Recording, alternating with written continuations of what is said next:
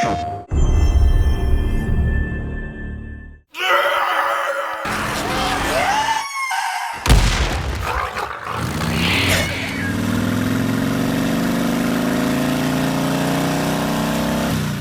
me, sound becomes a lot of the experience when you're playing a game.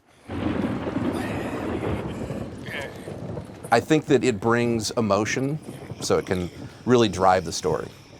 The best thing about sound is you're terrified of what you can't see. When it comes to Days Gone, I think there's a lot of sounds that happen that you don't necessarily know where it is. I think the signature sound of Days Gone would be the world. And it sounds like a natural setting of the Bend, Oregon area. And you hear these insects and birds and such in a beautiful region of the world, and yet it's not safe. Nature doesn't care the plight of the man. You know, nature goes on, but the humans are struggling to survive in this new situation. At some stage, I worked on probably all of the infected animals and freakers. I worked on the bear, the rager, which was actually not a bear. It's a guy with a really deep, booming voice, played by Harry Schultz. Molly Scarpine played the female swarmer. And it was while she was doing our female swarmer that we realized, hold on a minute. She's got a voice that would be perfect for the scream. So while we were recording her for the female swarmer, we had to do some screams. And it was amazing. And then she came out of the booth afterwards. I just said, your voice is okay? And she just talked normally, softly again, like nothing had happened for the last 4 hours, you know? Stay. Head down. There were also animals that we went and recorded. We recorded a bear at one point. There was no fence. There was no nothing. He was just a great big grizzly bear. He was so trained and such a cool bear, I was able to take my microphone and literally put it right, you know, like, what'd you think of that? Tell me about that. It's pretty rare to get to be able to do that with a bear.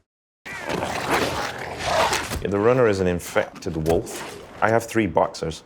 One day, the female, she started making this noise, and it was like a gurgle from the back of the throat, you know, like a sound, like she was, you know, it sounded vicious. If you'd heard it from another room or from somewhere else, you'd think 2 dogs were fighting.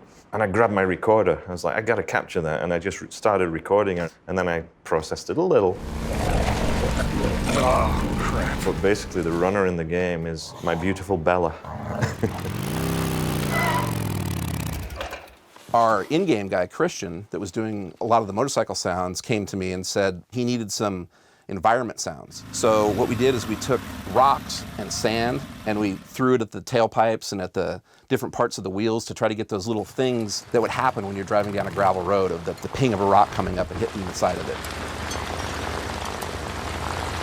It's the sound that ends up giving life to the world, and I think sound gives mass to the characters. So as the character is moving across the screen, he's just pixels. But once we give him footstep sounds and you hear him crunching in the grass or on the asphalt, suddenly now he has mass. He's actually a thing.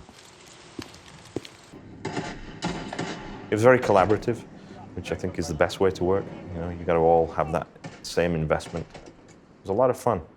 I want to work with those guys again. I think the sound design conveys a world of chaos and mass insanity. And I couldn't be happier about that.